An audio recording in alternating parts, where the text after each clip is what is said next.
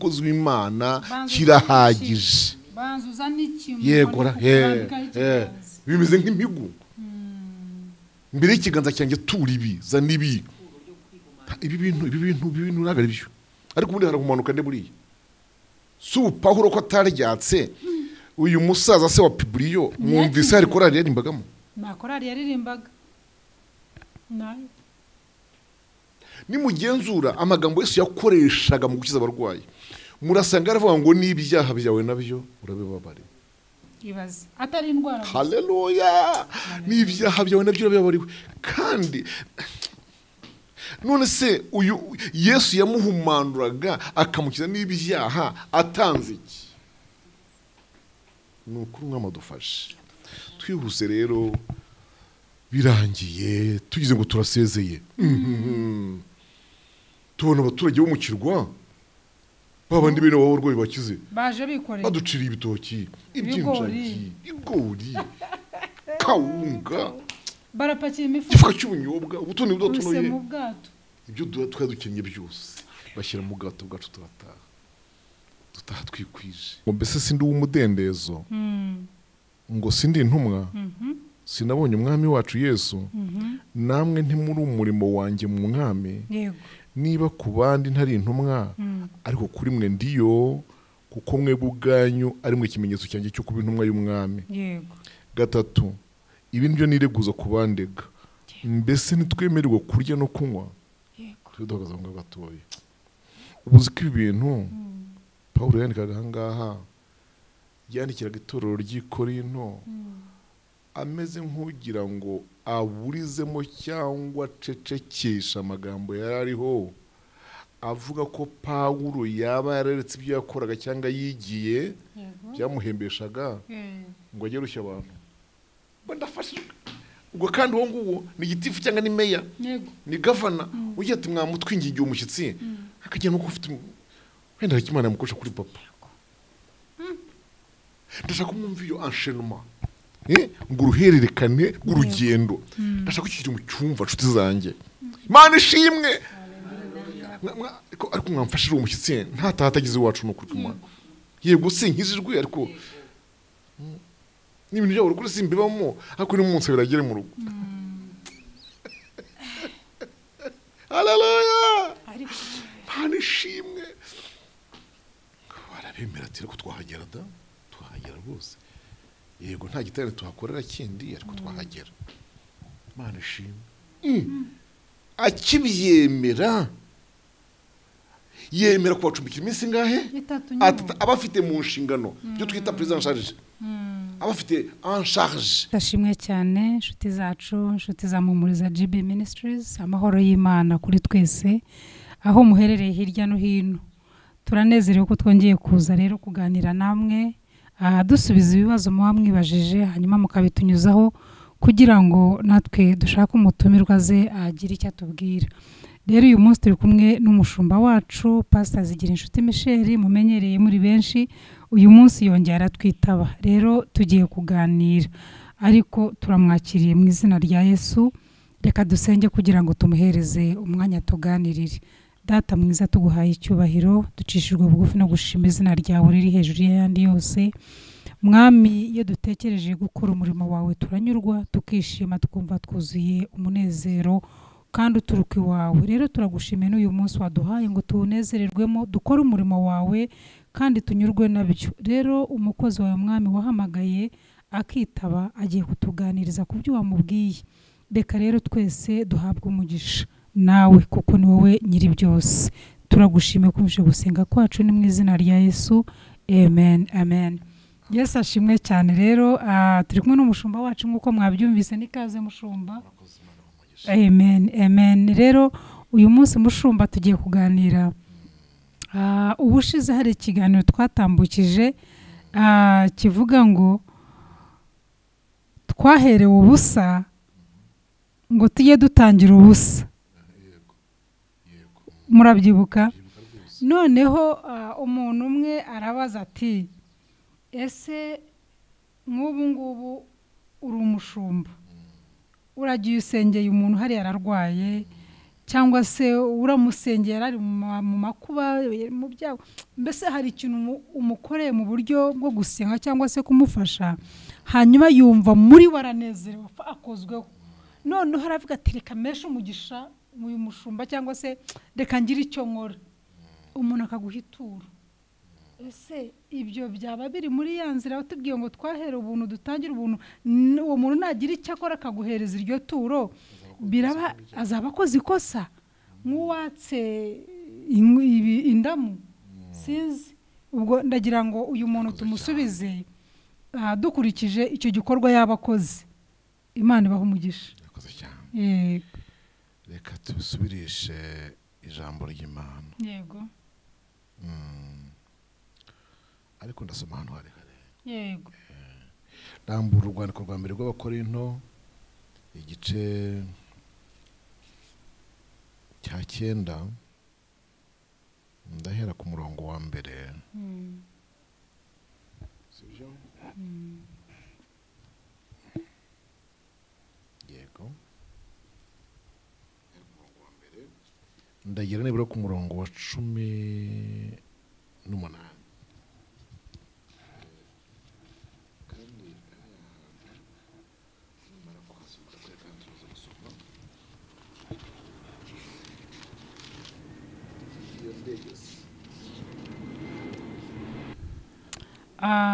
Abakorino ba Nsomye imirongo ntitumukigano cyo kirekira hari kuko ni myinshi, ngira ngo wagenda uvugamo mike mike, kangene mvuga mu mike sibyo byiza. Hanyuma abantu bajya bagira umuco wo gusoma Bibiliya. Yego. Urumva uko ni cya 9 Pawulo avuga umudendezo w'ubwiriza butumwa. Yego. Imirongo ibiri banza iravuga ngo mbese sindi w'umudendezo, ngo sindi intumwa, sinabonye umwami wacu Yesu, namwe ntimuri umurimo wanjye mu mwami. Yego. Niba ku bandi ntari intumwa, ariko kuri mwe ndiyo, kuko mwe ubwanyu ari mwe ikimenyetso cyanjye cyo kuba intumwa y'umwami. Yego. 3 ibi nibyo nireguza kubandega, mbese nitwemererwa kurya no kunywa. Yego. Tudogaza ngo gatoye. Ubuzi ko ibintu Pawulo yandikaga ahangaha, yandikiraga itorero ry'i Korinto ameze nk'ugira ngo aburizemo cyangwa cecekesha amagambo yariho, avuga ko Pawulo yaba yararetse ibyo yakoraga cyangwa yigiye byamuhembeshaga ngo ajye rushya abantu bamufasha. Yego. Yego. Bamutegera, bamwambika, bamuha ibyarya n'ibyanywa, bamucumbikira. Abyumva? Ibi rero yabivuze buriya hepfo hariyo amagambo menshi ntashaka kuvugaho, ariko wabishaka yazasoma igice cyose akagera ku murongo 18. Ubwo yaje kugera hepfo aravuga ati ese inka zanyu zirimo guhonyora ingano zizihonyora zifite igikoma imbere yazo, kandi igikoma cy'ingano ugasanga ihagaze mu ngano zihonyoza ibinono, ariko umuntu ufite icyo urimo gufata. Ati rero nibwira ko wanditse ibi ngibi ari we Mose ntabwo yabivuze ku bw'inka gusa, ahubwo yabivuze no ku bwacu, kugira ngo niba tubabivyemo iby'umwuka tubasaruremo iby'umubiri. Iyi mirongo bazayisoma bose barasanga ari kote yivuga butumwa gusa. Yego, ivuga butumwa gusa, ntabwo harimo gukiza abarwayi.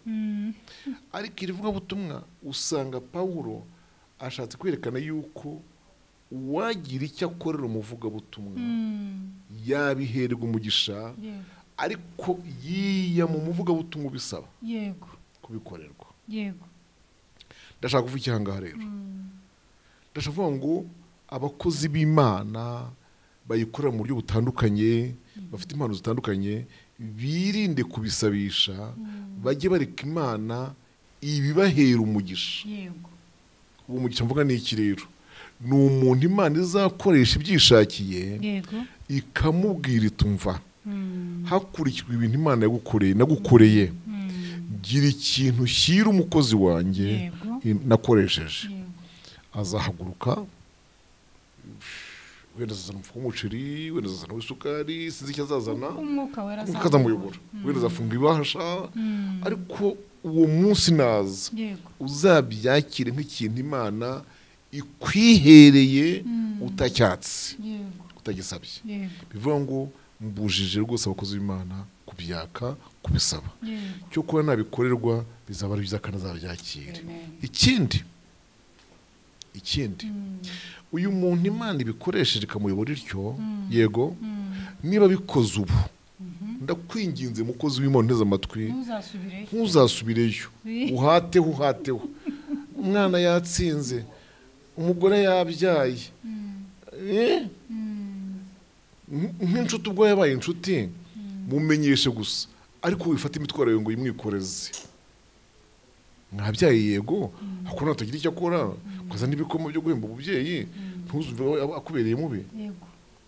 Wimugora ku kintu cyose, ko atagenge ryaracuye, uyasiga aho yaramaze. Nabuze uko ngeraho. Yego, nabuze uko ngeraho.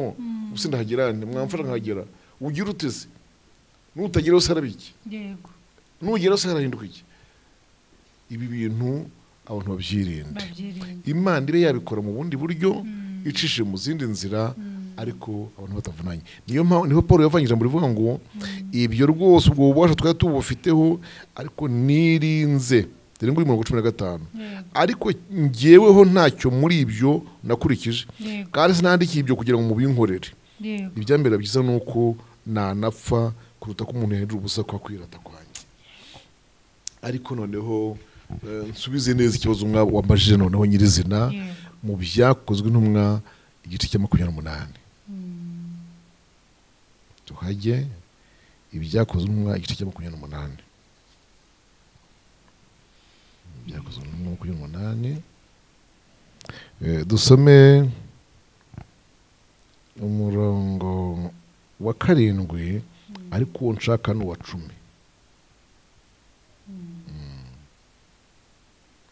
Dusome. Bugufi bw'aho hantu hari igikingi cy'umutware w'icyo kirwa witwa Publiyo. Aratwakira, atuzimanira neza iminsi 3. Se wa Publiyo yararwaye ubuganga n'amacinya. Urumva atararwaye? Yararwaye n'amacinya. Bibiliya ntacyo yasize.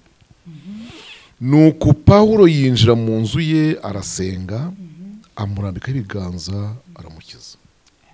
Amen. Ibyo bibaye, abandi barwayi bari mu kirwa bahera ko nabo baraza. Nabagira ate? Arabakiza. Murongo cakara no 10. Yego. Murakurikiye mwese namwe? Yego. Turakurikiye. Baduha icyubahiro cyinshi. Yego. Icyo ni kimwe kigomba kubanza, kandi tugiye gutsuka bashyira ibyo twari dukeneye byose mu nkuge yacu. Bagiye kugenda mbese ubwo twari tugiye gutaha. Bagiye gutaha bamaze gukiza abantu, kandi twari dusabye ntacyo yasabye. Twe twagiye kubona gusa tubona baraje ngivyo ibishyimbo, bw'imyunyu, sabune, ndo ipfundikira imwe inyama, ibirungo byazo bashyira mu ki ubwato bwacu. Yego. Bitahi. Umva akantu karimo ibyo twari dukeneye. Ibintu baduhaye byose ni ibintu twari dukeneye. Biva ngo barahishuriwe. Yego. Kandi ntacyo twababwiye. Twe twakoze umurimo gusa wa data. Abarwayi barakira. Turasenga baturagiza Imana. Tugiye kugenda. Batumwihangane tubaherekeza. Muzadushyirira abana, muzadushyirira umufasha, muzasuza abadamu banyu. Bashyira ibyo twari dukeneye hehe? Mu nkuge yacu. Haleluya. Haleluya. Iki kintu gifite uburyo bwiza gikorwa iyo umunyempano atacyangije. Kandi kirakorwa. Kirakorwa pe. Kirakorwa rwose. Urabona ibintu bibaye ahangaha. Uyu murwayi Pawulo yasengeye se wa Publiyo. Publiyo ni mukurikira neza, murasanga ni nko kubutuvuga meya cyangwa gavana. Yego. Umuyobozi mu rwego runaka, kuko yarayoboye iki kirwa cyose. Yari afite igikingi rero cy'umutware w'icyo kirwa witwaga Publiyo, yego Publio nguwo aratwakira tumara iminsi 3 ari utwakiriye ari udufite kwiyokipa abantu iminsi ngahe 3 nabyo ubwabyo ni ikintu kitoroshye muri hotel wowe ishibinga nikize ufata petit déjeuner ufata lunch ugira gute woga ntukonsomye umurongo wa 8 ise wa Publio rero akaba yararwaye ubuganga n'amacinya yararwaye yararembye twizere ko uyu mugabo yavujwe uyu murwayi yaravujwe kuko umuhungu we ntago ameze nabi ntago ari mu bantu barwaza se ngo ahorerere mu nzu bitegekwa muganga ikintu gitangaje nsuzange mutiza amatwi nimukurikira kugira ngo donc nimukurikira urugendo kugira ngo Pawulo agere kwa Publio murasanga ataranahagurutse ku butumire bwa Publio murasanga ataragiyeyo biri kuri gahunda no kuko amakuru abanziriza iki gice avuga ko bari bagiye nk'imbohe zimuriwe ku yindi gereza zishyira undi mucamanza singibise bajyana Pawulo mu nkugiye kugira ngo bajye muri Italiya bamaze gutegeka ngo dutsuke tujye muri Italiya Pawulo n'izindi mbohe babahayuriye umutwaro utwara umutwe w'umungabo zitwa iza Augusto twikira mu nkugi yavuye mwa Dramatiyo yenda gutsuka ngwije iyo ngiye mu gihugu abantu barimo baragenda imbohe muzi ko urugendo barumazemo iminsi myinshi mu nyanja bahuramo n'akaga kenshi k'umuyaga noneho ubwato muri kwa kurorongota no kurindagira bujyanwa hirya no hino n'iki n'umuyaga biratubwira ngo bwisanga cyangwa se bisanga ku kirwa cyitwa Imerita aha twumvikane mu guhaguruka ntabwo Imerita ariyo yari destination note kandi wahangana atangiye kuhumva mu bushake bw'Imana bukomeye natangiye kuhumvamo gufashwa gukaze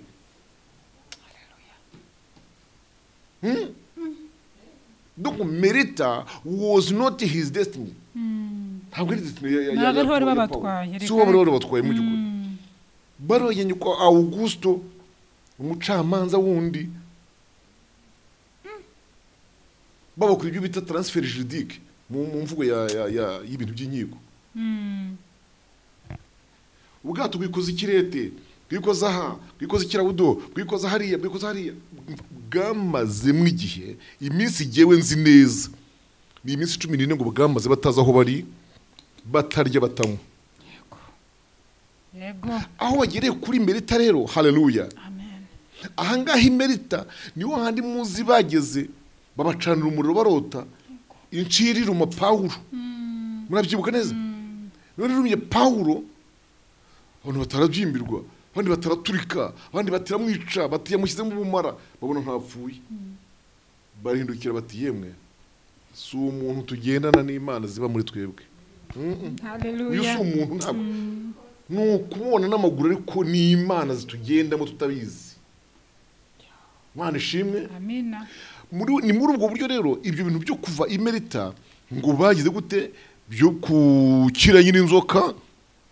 bugufi bwaho hantu hakaba iki gikingi noneho ya nkuru y'abashyitsi bari mu kirwa cya Imerita nk'umuyobozi wacyo yamenye amakuru ko harimo abashyitsi none hamenye n'amakuru ko harimo umushyitsi udasanzwe uri mu Imana haleluya inzoka yariye ntabyimbirwe ntagira gute akayikunkumura muzikora y'umugabo nyaboneka mwamutwingingiye ariko ndafashijwe ubwo kandi uwo nguwo ni gitifu cyangwa ni meya ni governor ugiye ati mwamutwingingiye umushyitsi akagenda no kufite wenda Imana yamukoresha kuri papa ndashaka kumwumva iyo enchaînement ngo uruhererekane rw'urugendo ndashaka kukiri mu cyumva nshuti zanjye Imana ishimwe ariko mwamfashije umushyitsi ntatagize iwacu no kuruma yego sinkizijwe ariko n'ibintu byawe kuri simbibamo ariko ni umunsi biragere mu rugo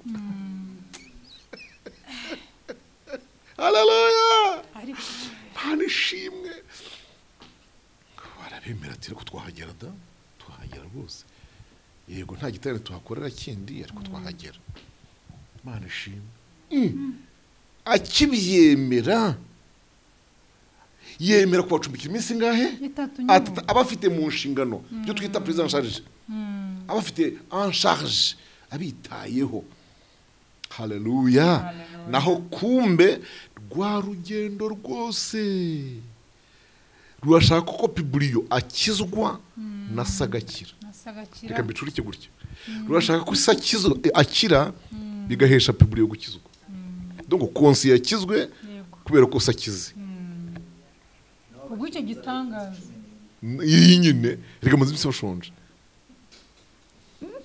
Mana ishimwe barimo kwimugura ari imbohe aramukizije ni ibiganza gusa n'ibiganza ibintu byo muri minsi rero ndamanda byanga hari ibintu ndimo kwanga namwe zamfasha tubyange muzamfasha tubyange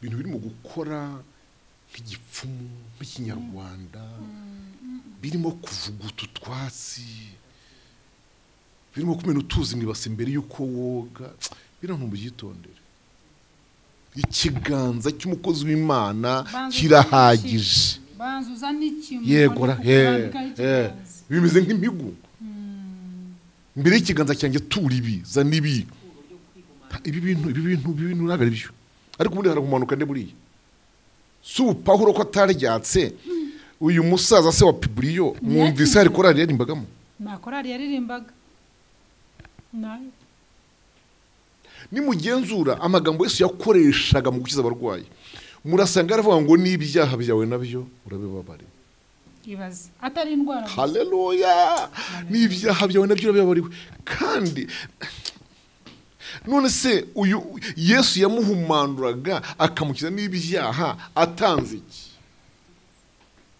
nukuri mwamadufashe twihuse rero birangiye tugize ngo turasezeye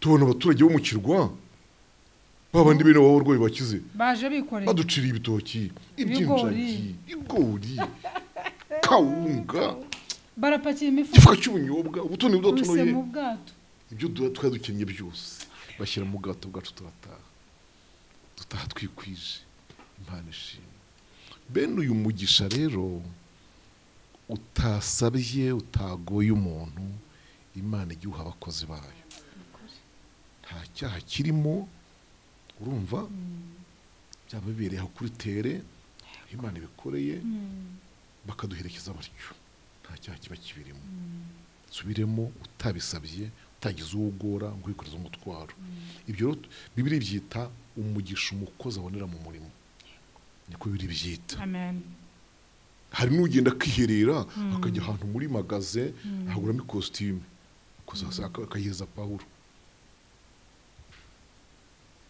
kuri kositimu se ubwira ngo anagukiza umurwayi hari ubwo se abanje akabaza amafaranga batanze kwa muganga bavuga ati ntakize inanga umuntu kuri consultation nangahe iyo umuntu abaye mu bitaro none arakize murande w'amaso mbase izo nyuro urashaka izi wakoreshwe n'Imana ibyo ukoreshwa ugataha ko iby'Imana yashimye kubonera muri uyu murimo ibiguha reka dusoreze mu Bafilipi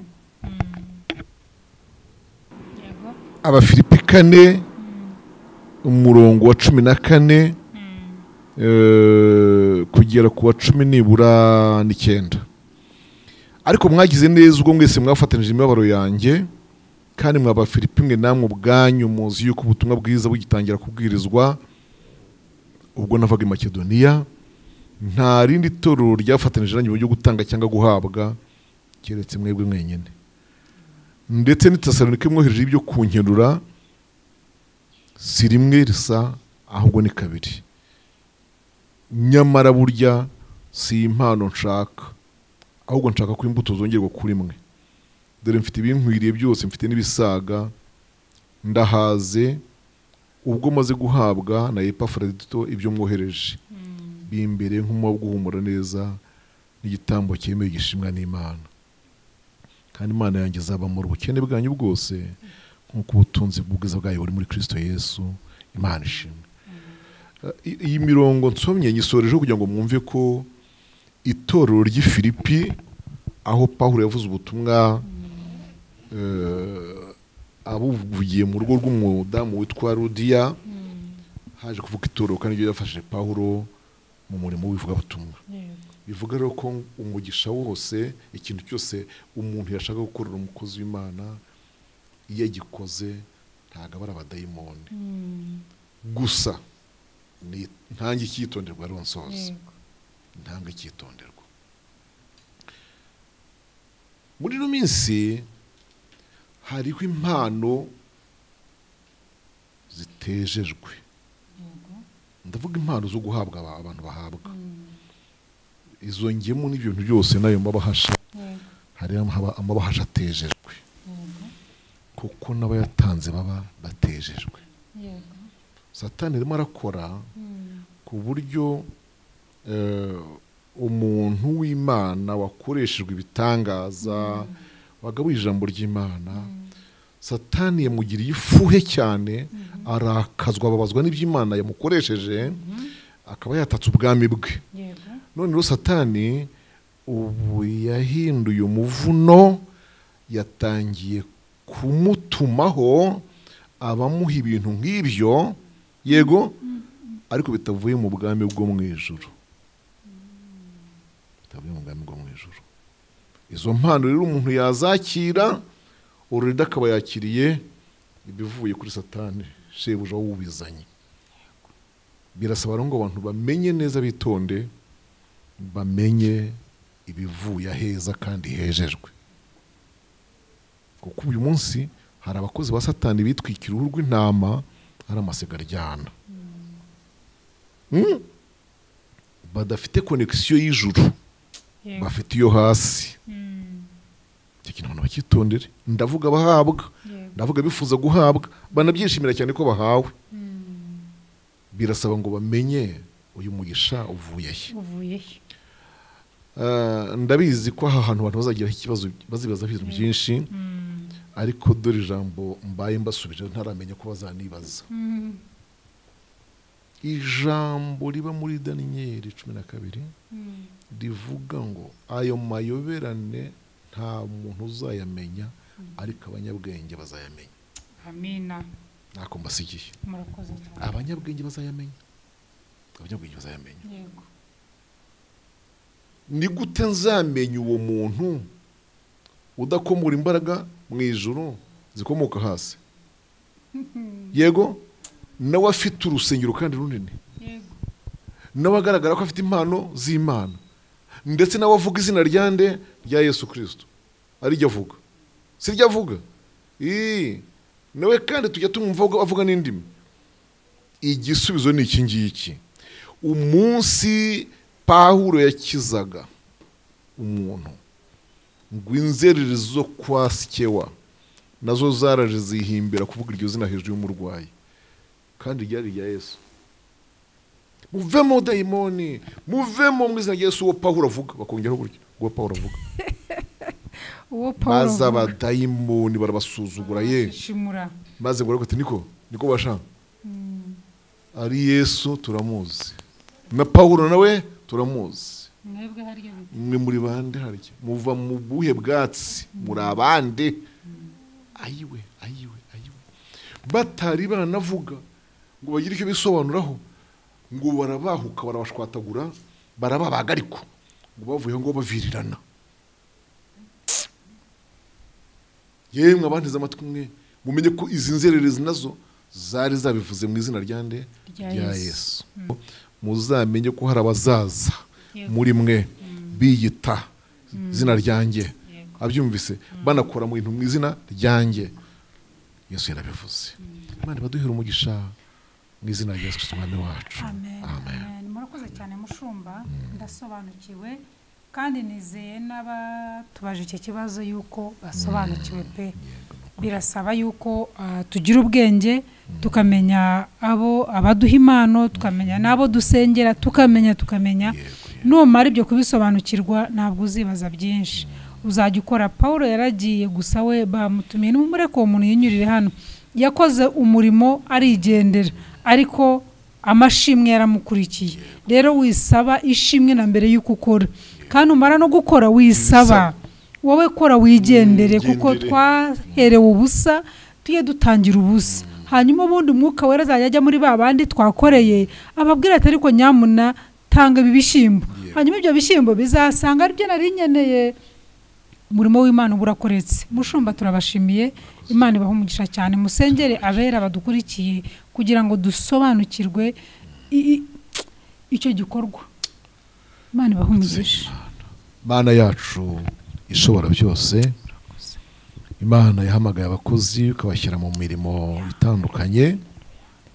Ndabyibuka bo hamagaye ba mbere bagendanye na Yesu, barababwiye ngo nimugende umukozi akwiriye umutunga. Kandi kuva icyo gihe nabonye abakozi bawe ugenda ubamenyera ibikwiriye no mu gihe gikwiriye. Aya magambo twize arakomeye, birasaba ko abayumvise bagira ubwenge kandi bakayasengeramo, bakagira ingamba bafata. Ndakwingiza ngo abanyempano bagiye gukoresha umurimo nabo ukoresha ubu bamenye iki kintu cyo kwirinda kubisaba, kubyisabira, haba mbere yo gukora igikorwa, haba na nyuma yo gukora, maze bareke ahubwo abaduherekeje bashyira ibintu mu bwato bwacu, mu nkuge zacu, mu modoka zacu, mu gikapu cyanjye, mu gikapu cy'uriya mwene data, ariko bidaturutse muri domande cyangwa request nkozi.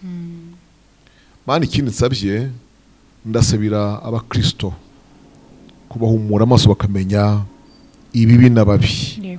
Urakoze kuzabiduhishurira mu izina rya Yesu Kristo umwami wacu. Amen.